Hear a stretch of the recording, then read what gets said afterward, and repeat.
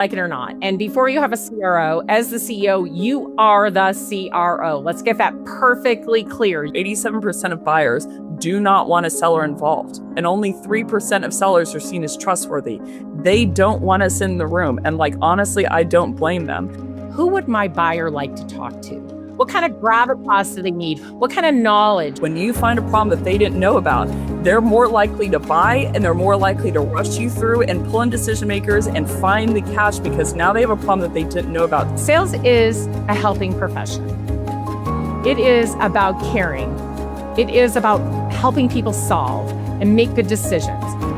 Hi, I'm Alice Heiman, the host of Sales Talk for CEOs. I have this podcast because I want to share the stories of female founders who are building incredible companies while juggling family, health, finding funding, and of course, revenue growth. It's so important to me to share these stories, and I really want you to help me. So here's what you've got to do. 70% of you who listen and love the show haven't subscribed yet. Help me amplify these voices by hitting the subscribe button. And of course, then you won't miss an episode. Thank you so much for being part of this journey. It means the world to me. Now let's get into the episode.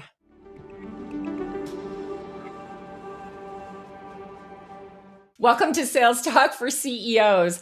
I am so excited because I got the Becc Holland on the line today, all the way from Paris. And what's so funny is we've been talking for 30 minutes before we turned this recording on because we just needed to catch up. And of course, we needed to talk about soccer because that's what's going on in the world right now. So hello, Becc. Thank you for being on the show. Thanks for having me. I'm so excited. And yes, we did spend about 30 minutes talking. So really fun. We did talk about some other things, which I won't mention just now. We might get into those later. No, just kidding, Becc. But anyway, we are going to talk about sales today. And the reason I'm so excited about having Becc on the show is because she and I, it's like we share the same mind around sales.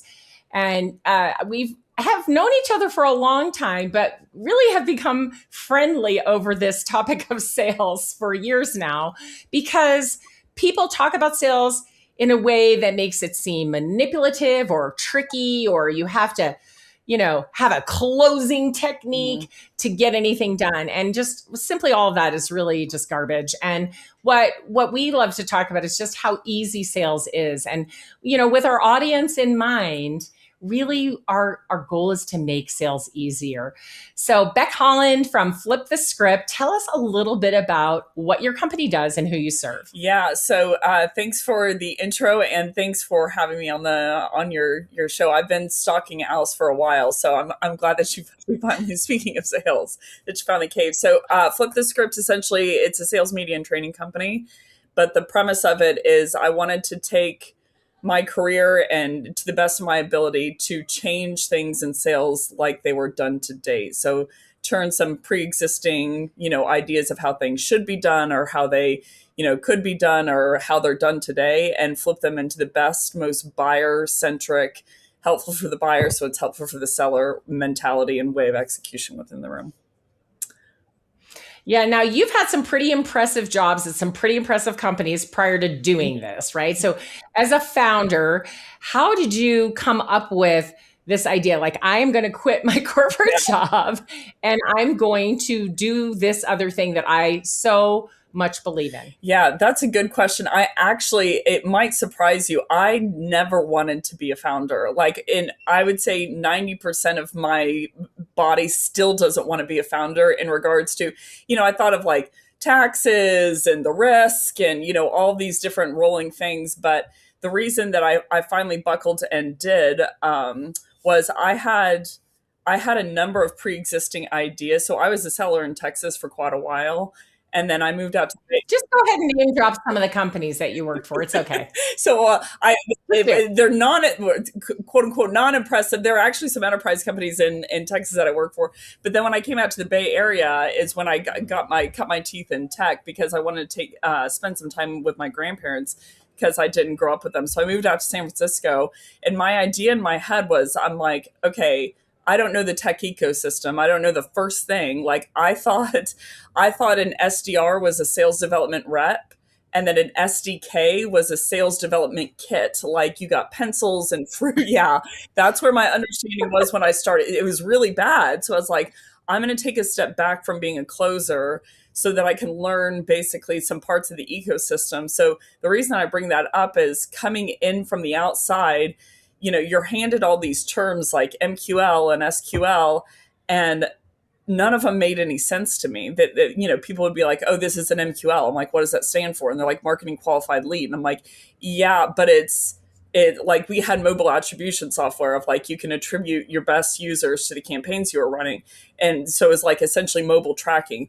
I would get some quote unquote MQLs that came through, and it was like a woman in Idaho who wanted to see where her phone was. That I'm like, yeah, like pause. That is not a lead. Pause. That is not a lead. Any marketer out there who thinks that is a lead, any human out there, that is not a lead. Like, I had some scary people that would be like, hey, can I track my boyfriend? And I'm like, first of all, yikes. Second of all, I'm like, this is not a MQL. Like, it's not, to your point, it's not a lead. A lead should be, I'm leading you into someone that you want to talk to, hypothetically. So I'd come back to marketing. Someone who wants to talk to a seller about the possibilities and learn and understand and then buy something, either from you or someone hypothetically. else. And so I'd come back to them and I'd be like, hey, this isn't an MQL. And they're like, yeah, but our definition is that if they download content. I'm like, I understand. And I understand that they requested a demo, but it makes no freaking sense that this isn't a textbook MQL. So I think that we need to change the systems to fill pragmatic logic, not the other way around. Another example is, as an AE back in Texas, and I sold enterprise, like the floor, I sold heating, lighting, cooling projects to governmental buildings and school districts. The floor was $2 million. The floor was a year and a half sales cycle, right? So these are massive companies, massive organizations, massive enterprises. So you don't send out a batch and blast 2,000 emails, spray and pray, hoping that someone's, in Texas, you like drive to their door and you like show up. So I was handed sales engagement and people would be like, send out 500 emails. And I'm like, but I don't understand, because that's not how you should prospect, in my opinion. And they're like, yeah, but that's just what you do. That's just what you do is you should send out 200 emails. That's just what you do, that, you shouldn't personalize to someone, that you shouldn't know things about them beforehand. This is how it works in tech. So I had the unfair advantage of, I was coming from almost like Pluto to Earth. And I'm like, what is all this stuff? Because I wasn't used to it. So I developed a number of different theories of what I thought did work. And so I wanted to roll the dice and go to a sales tech company, or go to several sales tech companies that would give me the leash to, like, I wanted to roll out new best in practice, essentially, because people would say, well, this is best in practice. And I'm like, well, it's pretty crappy practice. 85% of AEs aren't hitting 75% of their quota. 76% of SDRs are missing their quota. So I think we can all agree that it's pretty broken practice. Not working. Right. So I'm like, what the script was really, my effort, of like, I want to spend my career the best that I can, till my dying breath, of like, can I dismantle some of the biggest myths in sales and hopefully turn them into a sales world where the seller is valued, where the buyer does trust the seller, where it's a harmonious relationship, where they both have the same goal of finding problems that the buyer doesn't know about and making the buyer's world better than they were before they met the seller. Yeah, exactly what needs to happen. So let's unpack some of that, because I think there's a lot of good in all of that. But let's start with this. So for everyone listening who is, a CEO or supports a CEO, as a CEO, you are the leader of sales, whether you like it or not. And before you have a CRO, as the CEO, you are the CRO. Let's get that perfectly clear. You are the CRO, the Chief Revenue Officer. You are in charge of every bit of revenue that comes into that company. So sales, customer success, marketing, they all roll up to you. And you may have people in those positions working, to keep those functions going. But it's up to you, the strategy and the mindset around selling. So here, what Becc is talking about is a marketing team doing what they think they should do. And they're developing what she mentioned as MQLs, marketing qualified leads. Well, marketing qualified leads don't go to sales. they should not go to sales. Well, they do go to sales, right? Marketing qualified leads means nurture this person until they raise their hand to talk to a salesperson. If they raise their hand to talk to a salesperson, that should be an SQL, a sales qualified lead, because they want to actually buy something. Now, they may not buy it from you, but they are interested in buying something, and they're going to talk to a human and see if they're going to buy it from you, right? So we get that all mixed up. The next thing that I want to talk about is how we've tried to turn sellers into marketers. So as the world, was changing, this was, I don't know, at least 10 or more years ago when you were doing this. Because how long have you had flipped the script now? I started it just as an after-hours educational series back in 2017, 18 era, like years. But right. So we are talking almost 10 years, yeah, right? as a formal company, I started it in 2020, mid 2020. Okay, in 2020, right? And that, yes, when you, amazing, right? At home, I may as well make some videos, make more videos, because I'm stuck here anyway. But anyway, so, we're looking at this and going, okay, how do we get people to talk to us? It's this world, and also coming from enterprise where you show up and talk to people versus now these tech companies think they're going to spray and pray. Well, this was a huge mistake. And I know where part of it started. I know the person who started it, my good friend Aaron Ross at Salesforce. It's like, oh, here's what we're going to do. We're going to get a bunch of people to sit in these seats and dial and smile and also send email and just see if we can get anybody on the phone or get anybody to answer, right? And of course, that created a huge problem because it worked for a minute in a sort of a way because it was so tremendous volume, but people caught onto it so quickly. These sales emails were so obvious after a while. The first few were not obvious, and people would be like, oh yeah, I'm not the person. Here's who you should talk to, right? Because we'd send them an email. Oh, I'm da-da-da-da. And if this is the person, if you're not the person, then can you tell me who is? But then people realized, okay, this is just an outright, sales attack. So we did this thing where somehow we got confused. And we thought that salespeople should be marketers because it's marketing's job to warm up people up. It's marketing's job to build awareness first, then warm people up and get them to want to talk to salespeople. But now we transferred that work to salespeople. You warm them up yourself. You send them emails. You call them and try to get them you warm them up. So what's marketing doing? Right. So and by the way, marketing's a different skill than sales. I'm sure you agree.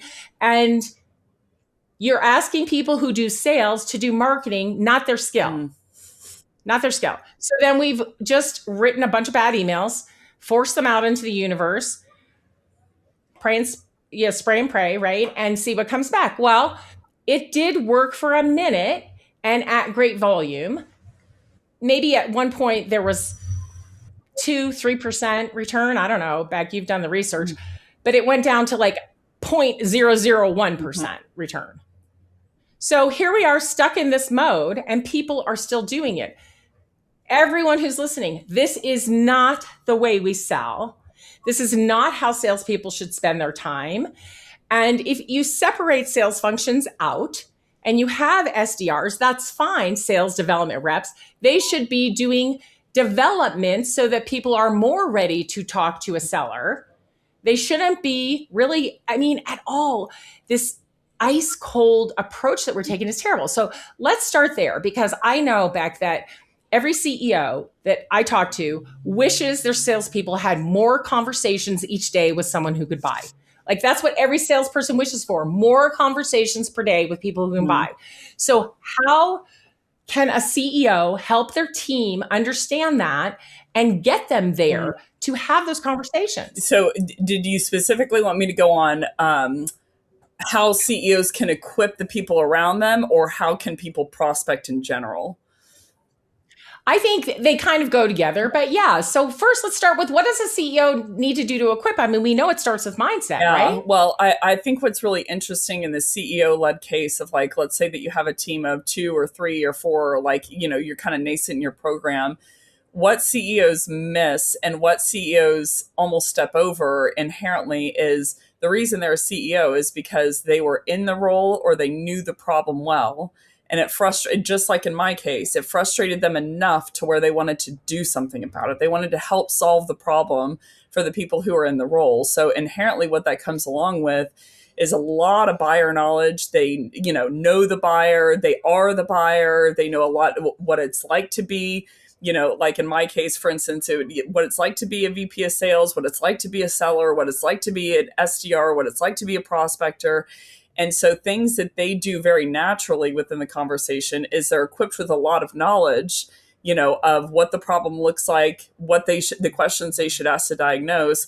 But then they hire on people who come from a litany of different backgrounds, and they step in seat and they're like, sell my product. And so the common knowledge, like the underlying tone is, well, you need to get to know my product. So I'm going to go into this conversation. I think one of the most deadly and damaging misconceptions of sellers is that my job as a seller is to talk, which I'm already cringing, is to talk, which it should be ask. A seller's job is to ask primarily, but it's to talk about how great my product is. And even advanced sellers, they think, oh, okay, if I can tease out the pain or I can tease out the impact of what the buyer believes is the reason they should buy, then it's my job to quote unquote map or talk about the features that match that problem. I'm like, no, if you have, it's very clear, 87% of buyers do not want a seller involved. 92% of buyers would be willing to buy $500,000 or more self-serve, and only 3% of sellers are seen as trustworthy. They don't want us in the room. And like, honestly, I don't blame them. So the biggest gap for CEOs that I would urge and I would push them to do is say, like, your sellers on the front line, they need to know a lot. They need to know that same level of knowledge that you have when you're having the conversation. Because if they don't know anything about the buyer, if I'm selling to CTOs and I don't know anything about a CTO, the CTO doesn't want to talk to me, and like for fair reasons. So they need to, in my opinion, I would look up the top 20 leading and coincidental indicators that a CTO is measured on, the industry average of those, and at what point they cause a problem. And the seller's first job primarily is to get to know is to learn metrics. That. Yeah. Otherwise, they're. Yeah, so I think we missed the mark right from the start, right? So we hire the wrong people. First of all, we have to think as a CEO, let's say I have a sales leader and some sales members, or maybe we have 5 sales leaders, and but in my world, it's mostly SMBs. So there's probably 2 sales leaders and a couple of salespeople, or maybe sometimes the salespeople still even report to the CEO. Mm-hmm. Yeah, that's what we've got here now, right? So we go and hire people, and we hire what we think we need instead of thinking this: who would my buyer like to talk to? What kind of a salesperson would my buyer like to talk to? What kind of gravitas do they need? What kind of knowledge, right? All of that, right? So you have to know who your buyers are to be able to hire salespeople that your buyers would like to talk to, right? All from the buyer's perspective. Then once we hire them, we've hired the wrong person, and then we train them really poorly. Oh. And look, Becc, it's true. Back in the Miller Heiman days, right? When in the 90s, when we were selling, there was no internet. People had no way to learn about our product or service, except if we sent them a catalog or showed up, right? That's good. Right? And so we had to do a different type of sale. We had to do a little bit more talking, but even back then we were told, Miller Heiman style, the customer should do 80% of the talking and you should be doing 20. But we did have to let them know what we sold because there was no other way for them to know about it, right? So when you think about it, the way we might have taught salespeople to do things back then was completely different. Well, of course, the world was completely different. But if you grew up with that and stayed with that, you're now failing, because it just simply doesn't work anymore, right? You just completely unlocked something for me, because I know that sellers want to talk about products, but I didn't know quite why. Because to your point, now we are in a research economy. 72% of buyers will not even engage with a salesperson until they have done research. And a Forrester put out a report that they do 20 pieces of research. Like only 7% of the sales cycle is talking to a salesperson.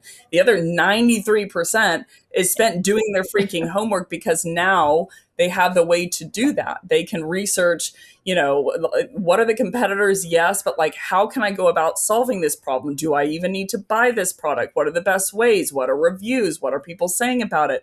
Are there any? Well, and now they're saying, do I need to buy it? Can AI do it instead? Right. And so, but you didn't have that back then. So I'll give sellers the push that back then, 30 years ago, that they had more of the, I would say, incentive or way to do it. But now it's like people want to, they crave, and this is my cry for like for sellers or for founders who are running a selling team of like, they crave an expert. They know they don't know enough. 80% of deals are Right. lost to indecision, meaning they know the problem's big enough, but they still don't move forward because they're scared. They're scared of outcome That's right. uncertainty of like, did I pick the right product? There's too much information, but mainly like outcome uncertainty. Even if I buy this product, will it work? And they're terrified of the ramifications, and like omission Yeah. bias enters in, that they're like 2 to 3x more is Yeah. stronger of like their desire to just stay still versus make a decision and get it wrong, because the attributions to them of like, no one gets fired for not purchasing a software when a discount was available. People get fired for swiping the card on, swiping the credit card on purchases that just don't solve the problem. And the problem is the pre-existing dragon. So it's like, people now can do research and they want an expert deeply in front of them. They want the seller to know more. They want the seller to ask questions. Of Right. like 59% of buyers think that a seller doesn't even ask the questions to understand their current goals. Like, we're not even getting that in the room, but like the step further of, can you find things? Like, I've been learning French since I moved to Paris. I didn't know any. My minor was in Spanish. I studied Italian for 3 years. I spoke zero French when I showed up. When I called in for a coach, I deeply wanted an expert. I wasn't confident that I was getting the right books or the right, what do I know? Like, and I knew that very deeply. So if I was met with a seller that said, well, what do you need, or what do you want, or what's the impact of you not being able to speak French in 2 years? I'm like, I don't know. You tell me. That I'm like, Yeah, stop asking that, please. You're just driving me crazy. I I'm mean, I don't know what I don't know. It's your job to bring me some insight. But again, back to, we hired the wrong person. We trained them in a way that doesn't work anymore, right? And here they are. And so you're going to blame the seller for I know. that? No. No, it's back to the CEO. So you have got to have a mindset of, what is modern selling today? How do we meet the customer where they are? What do they need from us, right? And so they need, first of all, for you to hire a person they want to talk to. That's number one. Secondly, when you bring that person on and train them, the training, yes, of course, they need to deeply learn your product. Absolutely. Yeah. They should be an expert in it, right? And they should understand the landscape in which your product fits, not just about your product, but what is that landscape in which it fits, right? What problems does it solve? Then they have to know, who are the people who need and buy this, right? And what are their titles? What do those people think about all day? What is their job? How do they relate to the rest of their organization, right? Because you're going to take something to them and their buying team that is going to make them have to change. And really, we need to teach salespeople, what is change management? How do you do change management? Because that's what you're doing. You are helping people buy something that they want to buy and helping them make a really good decision. But even that's not enough, because now they have to, okay, we decide, now we have to change.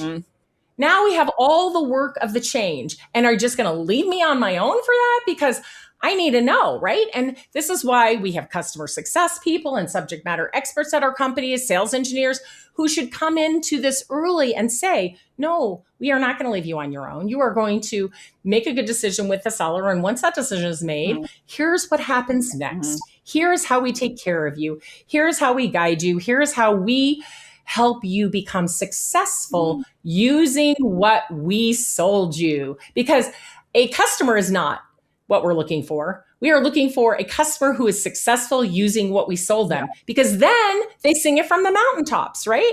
They'll tell everyone. Sales becomes so easy because you have all these referenceable customers and people who will brag about you and people who will introduce you, right? But wow, we've gotten so far away from that. Like, like, everybody needs to wake up. This is what it's about. Help people solve their problems. And that means you have to be smarter about their problem than they are. And the questions you ask have to be to help them understand their problem better. Because typical, Becc, oh, we need a CRM. Did anybody ever ask why you need a CRM? Why now? Like, what is going on here? So I'll sell you a CRM because I sell CRMs. But come on, that may not ever solve your problem. And so you're doing them a disservice by actually selling them the CRM. Yeah, well, I mean, it could be the wrong thing, and I don't think that sellers are malevolent. Meaning, I don't think that they're seeking to hurt the buyer. No, not at Like all. in their head. But the dangerous thing is it's an afterthought. It's like, hey, I need to hit my quota, and it's an afterthought on whether they can use this. Like, I cannot tell you the amount of, and I completely understand. To your point, I don't think that it's the individual contributor, of like they do what they're taught to do, and they do what in a lot of cases they're told to do. But I'll do cross sell and upsell and CSM reviews, and I'm like, okay, so I want you to bring 3 accounts to deck, and I'm like, number one, what problem is the customer trying to solve when they bought you 6 months ago? And they just a lot of times look at me with blank stares. I'm like, well, that's the first thing you got to figure out. And they're like, well, what happens if I don't know that problem? I'm like, never too late. Never too, like, you have to go Right. through the exercise of being like, and I'm like, look, I know this is going to be uncomfortable, but just call them and be like, hey, Brian, I know that we sold you a boatload of software 6 years ago. Here's the thing. This is embarrassing. I don't know what problem you were originally trying to solve and what problem you're trying to solve now. If you don't mind me asking, what is it? And I'm like, your customer will lean in at that point. They'll be like, finally, like, that's someone that I can trust. Of like, you don't trust a doctor if you walked in and they're like, you have stage 4 cancer. They're like, you haven't even asked me any questions to know who I am. What are you talking about? You have no credibility at that point. Like, you haven't even understood who I am or anything that's going on in my body. So it's like, they are at risk of making the wrong decision. And the seller is the only person that's standing in between them and pulling the trigger on something that's very, very damaging to them potentially. So I'm like, it is our responsibility. It is our job to get in there, to know, to your point, when you said, I got goosebumps when you said that the seller needs to know more than the buyer. And a lot of people, I know that you said, how do we make this easy? A lot of people would say, well, my buyer's a CIO, my buyer's a CTO, my buyer's, whatever, an HR director. I'm not in that role. How could I ever know more than them? How could I ever know as much as them, even more than them? And I'm like, the encouragement that I have is, I'm like, just because you have a body doesn't mean that you know the average weight and height and blood pulse or all the things that are going on in it. You don't know what's wrong with it necessarily. So just because they're a CTO doesn't mean they know the average network latency or the average server uptime or the average, what's the backup success rate that they should have, or network storage availability. At what point does it usually cause a problem with server uptime? And that's where you come in. The most downloaded thing by every single company is industry average, benchmarks, and statistics. So I'm like, the reps and CEOs who, if you're sitting here and you're wondering, if you're a seller and you're sitting here wondering, like, how do I get to know my buyer? Or you're a CEO wondering, like, how do I get my sellers to know my buyer? Find those benchmarks, find those statistics, and like make them devour them. This is the last thing I'll say, and then I promise I'll shut up. We are trained so heavily. The thing that's put in place of that is permission-based openers and tone and mirroring people's, words and next best steps and objection handling. I'm like, objection handling does not help the buyer. What helps the Right. buyer is when you find something that they believe that wasn't true or that they didn't know about. So instead of, you can mirror the pace or do whatever permission-based opener you want. But on the back end of that call, that's not where cold calls end. Like, meaning that's not where you lose the buyer. The stats are pretty clear. 95% pass-through rate through the permission-based opener. It's afterwards, when you don't know what questions to ask and you don't know what things to look for or find to add value to them, whether they work with you or not, or take that next call or not, that is where we lose them. And like, I'm honestly proud of that. I'm like, they shouldn't listen to us because we don't know enough. That is Right. the main thing that they're scared of. So I'm like, start there with the stats, devour those. Instead of watching an objection handling webinar, watch a webinar that buyer persona would also watch, and just start learning about their Yes, world. that's More right. information that you have, I'm like, you can do whatever opener you want, because now you actually have the gold that they want and that they need to feel confident to move through that buying process if it's a good idea to begin with. So I'm like, start there and there. I think that the problem is a heart problem, like an agenda problem. We think that selling is at the expense of like we think if we help the buyer, it's at the expense of our quota. I'm like, when you find a problem that they didn't know about, they're more likely to buy and they're more likely to rush you through and pull in decision makers and find the cash because now they have a problem that they didn't know about. So I'm like, the beautiful thing is it's a completely harmonious relationship. The sad thing is it never is seen that way. And it never has been to date. I'm like, sorry, that is a rant. But No, that was a great rant. And I think it's so important. And I know I've had CEOs asking me, well, how do I teach salespeople what a CTO does or what a VP does or what a CEO does? I go, well, you're a CEO. Start there. right. Tell them what a CEO does. Tell them how you become a CEO. In the case of a founder, you became it because you had an idea, not because you went to school to be a CEO or know how to run a company. Right. You learn how to run a company because you had a good idea. So you don't know everything, and you certainly don't know everything about their product or service, right? And for every buying influence, we can teach them what are these people thinking about? What is their Yeah, job? How did they get their job? How many years did they probably have to work to be in that position?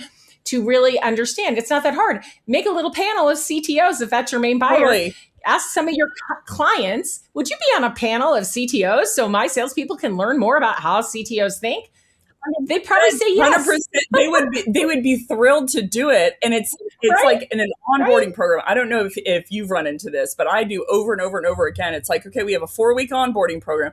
First, they're going to meet our founders. Then they're going to meet the marketing team. Then they're going to meet the HR team. Then they're going to learn the tech that we use. Then they're going to learn, da da da da da da da. Then they're going to go to lunch with their AE. Then they're going to go to lunch with the CSM. And then at the very end, then they have to get certified on our products. And at the very end, they're like, oh, and here's this small deck about the buyer. Okay, thanks for working at our company. And I'm like, that buyer manual should be 3.5 weeks of that onboarding. Right. They, Yeah, it's so sad because we're just not equipping salespeople and then we're no, blaming them and we're shaming them by saying, oh, 54%, 75% don't hit their quota, whatever those totally. numbers come out to be. Shaming and blaming. It's on you, CEO. It's on you to make sure that you understand your buyers and you understand what your team needs to Yeah, do to meet them where they are. So I want to just change gears a little bit because I know we're going to run out of time here, but I want to talk about how we even get buyers on the phone in the first place, Becc, because you do a lot of work with helping people write good email and what to say and how to approach. And I think that's really important because email does still yeah, work. It absolutely does still work. And it's just that the type of email you're sending isn't working, right? And then a combination of things, still using LinkedIn, using the phone, using email together, right? To get someone's attention with a very strong message showing them that you know them, as our good friend Samantha McKenna would say, right? Show them that you know them.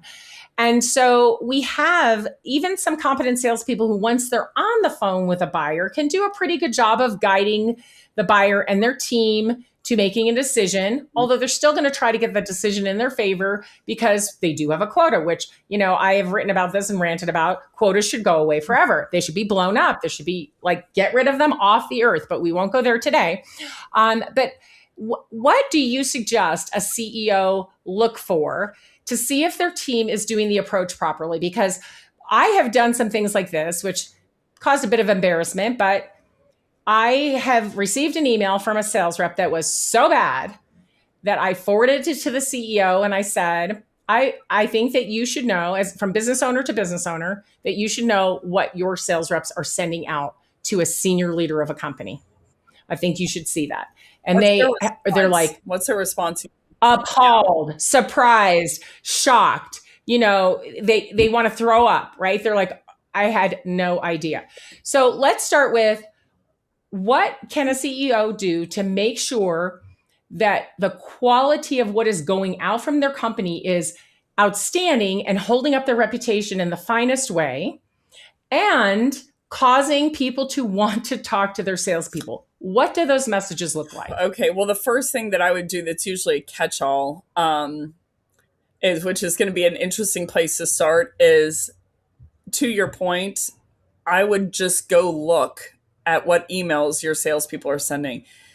Half of, I think, the journey, and I usually tell people, I'm like, look, we're going to pull up this log, and there are going to be some spiders that are going to run out.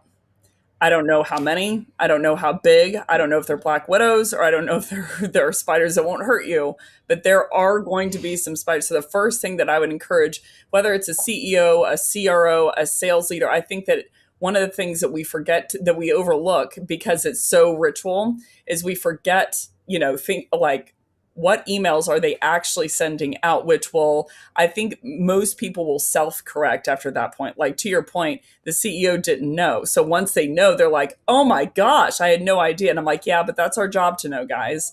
That's our job to know what kind of emails are sent out. Every single time that I talk to, not every single time, I'm going to be fair and say 90% of the time when I talk to a sales leader or sales enablement leader, I'm like, well, what kind of emails, or can you walk me through? You said that they were personalizing. What are how much are they personalizing? What does that look like? And they're like, well, they're supposed to do it 10%, or the activity metric is 40 calls per day. And I'm like, that's not what I asked.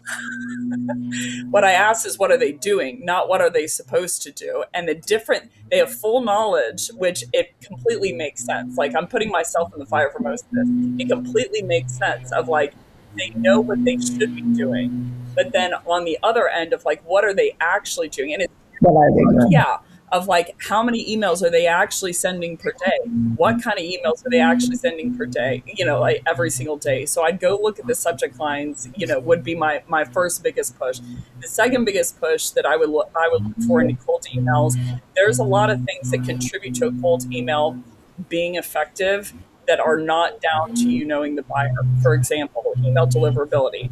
Only 59% of emails are actually winding up in the inbox. So like, if you have any links, you should be taking those out. If you have like a link to your LinkedIn, if you have a link to your phone number even, or a link to the website, you're giving a link to your calendar, take it out. Like, the more links, the worse. Or like, all capitals will hurt you. Any more than 50 emails, cold emails a day per person, regardless if it's going to different accounts, is going to hurt you, like increasingly more and more and more. Any kind of subject lines that are the same are going to hurt you more and more and more. If they're sending them all at the same time, if they're sending them at equidistant times, like, you have to keep in mind, if you send out 100 emails, 41 of them, statistically, the buyer will never and can never see because of the behaviors of email deliverability. Another good example is pattern words. If you're using any words like just following up, just circling back, happy Monday, hope you and your kids are safe during these uncertain times. Hope this finds you well, my worst. Hope well, my name is blank. I'm with blank. We're the number one blank who helps blank with blank. We help leaders just like you who are struggling to do blank. Quick connect, quick call, 15 minutes SEO. What can I do to get on your calendar? Cheers. That is the classic email. The more of those words that you're using, the worse, especially specifically on the right-hand side and the left-hand side of the first line. That's where it's going to kill you the most. Most sales leaders, because it's not like the level of nerddom that I have to study that, it's not average that you would know that. So my second biggest push would be start paying attention to the different things that contribute to an email being open. Like, before you're even talking about the buyer, did the email get there? Did they open the email? 15 to 25% open rate is industry average. So I'm like, nothing of that has to do with, did you know the buyer? That has to do with deliverability and subject line. And then the third thing is, did they read it? So did you use enough pattern words that made them say, this is a sales email, and then logged out? But the last thing that I would do, and then I'm going to be shut up here, is the biggest mistake past all of that is made is people view prospecting as demand attraction, not demand creation. So they they're like, I'm going to send out 500 emails that says we work with people who struggle with blank. And I'm like, you have to keep in mind you're going outbound. So meaning, based on what they know, the problem is not big enough to actually do something about. So if they can say, yes, I struggle with this, and even if they give you the details of that pain, industry average for outbound is 6% conversion, inbound is 35%, and people falsely hybrid to 20%. The reason it's 6 is because if you are going outbound, you're going to, by definition, a person who, based on what they already know, doesn't think the problem is big enough to solve. So unless you find something new, unless that, instead of saying, do you struggle with blank, Like medical is the best use case of this. They don't ask what's a problem. Do you have this problem that you didn't know about? That makes no sense. They're like, are you 40 years or older? Do you live in the Paris metropolitan area? Does anyone in your family have a history of heart disease? If so, you might be running into blank. That's how they create demand on the spot, because not because they create a problem that didn't exist, because they find some problem that did exist but people didn't know about. So my biggest tip is to not use adjectives and adverbs and be asking a question that would help you know as the seller that they likely have a problem that they didn't know about, and then in turn helps them know as a buyer that they might know have a problem that they didn't know about. Because right, it's like they go, oh, that might be me. I better talk to them. Oh, this is for me. Or you're like, shoot, why? Like when they're asking those questions, I'm like, yes, I'm 40 years old and I live in the Paris metropolitan area, and a couple of my family members have heart disease. And I'm like, why are you asking? And all of a sudden you've got them, because they're leaning in, because they're like, what? Right. You just found something potentially. So I'm like, if the emails aren't hinged like that, to your point, like, you were talking about a lot of stuff earlier that I simply put, don't know anything about. So if you were to say, Becc, what do you need to do with your, hormonal changes or whatever? I'm like, I don't know, Alice, you tell me. And if you don't tell me, then I'm going to keep going. Why? Because I don't think that there's necessarily a problem with how I'm behaving right now or my daily, attributes right now. That's why I'm doing them. So the biggest thing that you have to do is find things, ask finite questions to diagnose for someone that they might likely have the problem that they didn't know about, that if that thing keeps going, they're going to run into a very scary impact likely around the corner unless they change today. So that needs to start in the prospecting email, is creating that demand by creating an awareness of a problem that they very likely have that they very likely didn't know about, is the smartest thing you can do. Yeah, I love it. That is such great advice, because then when they do raise their hand, they're ready to answer more questions. Right. They'll let you ask the hard questions and they will be interested, right? So you've got to start there. When you start with somebody who isn't interested, it's so hard. Yeah. Like, it's impossible, because it's like, even if they give you, and the sellers will get happier. So like, well, they just talked about this pain. I'm like, but you have to keep in mind, they weren't doing anything about it beforehand. That's where you find tire kickers, people that are like, okay, I'm going to hear you out and in case this ever does become a problem. But based on who you found, like based on what they already know, they are not moving. So I think we were banking on the fact that we ran into this slim, and I mean razor sharp slim part of the market that was about to do something about it, but just hadn't yet. And our results show it. So I'm like, guys, we don't have a role as is. We aren't product experts. Go call product. We aren't solving their problem. Go call customer success. That's why they exist. And solutions engineers exist because we don't know enough technically about the product either. Our role hasn't been anything to date. Our role is not to manipulate them. I know we think that that's our role, or our role is to get them to think something. I'm like, put that bag down. The thing that is right in front of you is they believe a lot of stuff. And I guarantee you there's a certain portion of that that's not true. And there's a never ending data that they are unaware of. You have to start there. And that is the definition of value, is things that they didn't know. And every time you find one of those, they start leaning in, because they're like, this person's on my side. Like when I think of you, Alice, I think of someone who's on my side, that I'm like, Alice is going to find things I didn't know. She's going to that's how they should hypothetically view a seller, is someone who wants to, and they're after that, and someone who can find things that will help them in the long term, whether they move forward or not. Alice, exactly. You get me. Oh my gosh. All right. I'm so hyped up right now. I'm like, let's go sell. Let's go sell something. Come on. Oh, but that's how we want everybody to feel, right? And we want sales to be easy, because it really is, because this is the basic fact. You have something that people need, or you wouldn't be in business. Yeah. There would be right? So if you just first take stock, and I guess I want to get this out too. Stop working from fear. Stop working from fear. Work from joy and abundance. I get to go out and help people every day, and there's plenty of people to help. Joy and abundance. Like, stop working from fear. But we have these quotas that just put so much pressure on people to have such bad behavior. It doesn't help them sell. It doesn't help the buyer buy, right? It creates friction in the buying process. But the fact of the matter is, you sell something that people need. Beautiful. That's why you're in business. Yeah. Now go find the people who need it and sell it to them and be joyful about it, right? And that's what makes selling easy, when you're selling to people who have a need that want to buy, and they're curious and they're interested. So creating that demand, right? So that they're like, yes, I need something like that. I need to explore that. Now I'm curious. Let me talk to someone who knows more about that than I me. do, right? Yeah. And then here we are having a conversation, and life is good, right? So we got to turn down the volume and turn up the quality of the conversation. It's so funny that you say it, because I've had sellers before be like, well, but then they jump on the call because they want to learn more about how to solve their problem. I'm like, that's a great thing. Exactly. Ding, ding, ding. Right answer. I'm like, that's a great. Yes. It's not over when they buy. In their head, when they buy, the game just starts.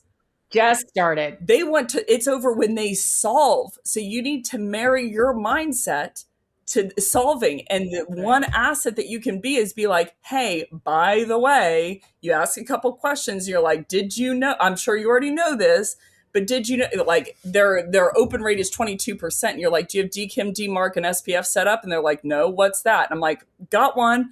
Because I'm like, they're not even thinking about email deliverability. Why? They don't know about it. Or I'm like, how many emails are you sending per day? And they're like, 200. And they're happy about it. I'm like, got one. I'm like, anything over 50 is going to like kill them in terms of how many you're cutting your nose off to spite your face. And I'm like, that's what makes to kind of the cathexis of the point of what you were hitting earlier of like this entire session. That's how you make sales easy. Because it's not selling, it's diagnosing and finding all these. That form of selling, every single seller I've talked to, they're like, I don't want to feel salesy. I'm like, then don't. Stop being salesy. Stop it. So just stop when you it. find those unknowns, I'm like, you feel like everyone loves to help. That's why we hate asking for directions. We love giving directions because we love to help people. So I'm like, you lean into that and you get off the call and you're like refreshed that you're like, whether they buy or not. But like, I'm like, from the stats view, let me be very freaking clear. It's going to 4x or 5x the likelihood that they're going to buy, but whether they buy or not, they're now in a better place because they talk to you, to your point on referral, to your point on upsell, to cross sell, to renewal, like everything.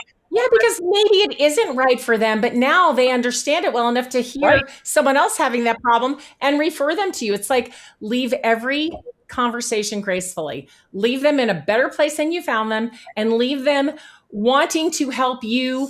If they can't buy from you, leave them wanting to help you, right? But how many times do salespeople leave sales conversations, disregarding that person because they're not going to buy from them? Well, maybe they're going to work for you someday, or maybe they're going to refer you, or maybe the next company they work at, they are going to buy from you. So like, what are you thinking? Like, treat every human like the gem that they are, and think of all the possibilities that could come out of that conversation. Let go of the outcome. The outcome is, I got to close the deal because I have a quota. Let go of the outcome. Work from joy and abundance rather than fear.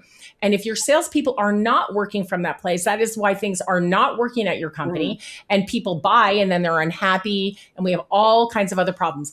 But we could talk about this for hours and hours and hours. So at some point, I got to wrap this up, right?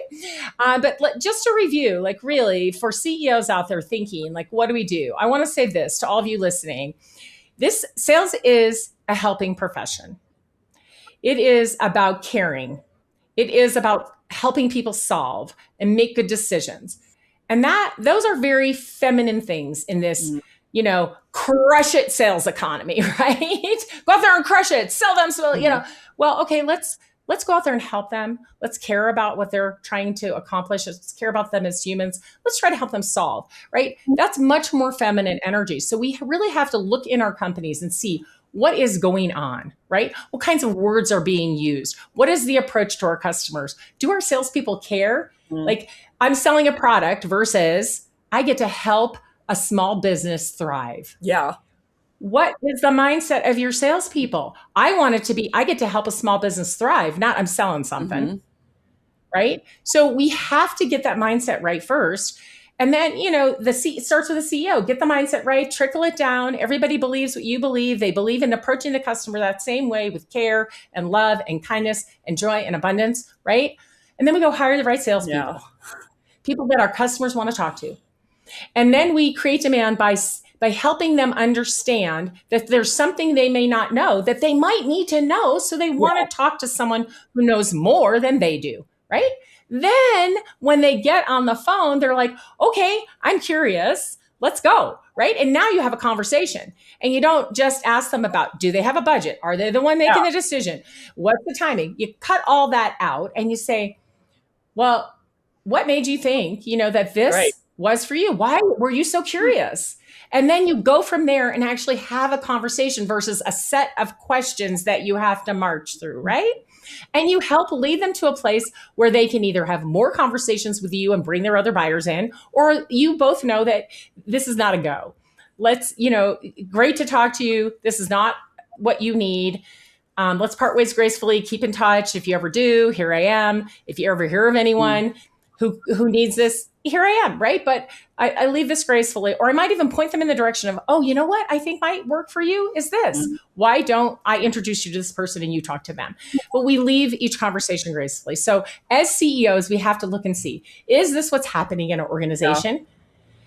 And if it's not, it's time to change. And the wonderful news is there are people like me and Becc out there who will gladly help you. We will gladly care. We will gladly listen. We will gladly guide you. And there's many others that we can point you to as well if we know what the problem is. So know that there's help out there, but diagnose it first, figure out what's going on.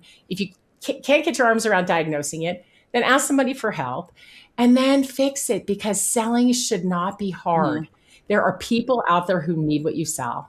So last words of wisdom to all the female founders out there that we know and love, and all the CEOs who are listening. And it can be about sales, or it can just be about in general. What are your words of wisdom for us all today? I would say, and sometimes people, they're like, Becc, you're too technical. Becc, you're never personal enough. And I'm like, I wish that people knew that it is my heart. Like, meaning, I'm saying it with all heart and all intention. If you were to crack my heart open, that's what's in the middle. That I'm like, get to know your buyer, learn about your buyer, 15 minutes a day, and their world will be changed because of it, and your world will be changed because their world is changed because of it. So I'm like, the more I hear people say a lot, they're like, be human in the room, or have empathy, or, you know, care about them as a person. I'm like, they don't need a friend. They don't need a friend. They need someone who's friendly, yes, who can...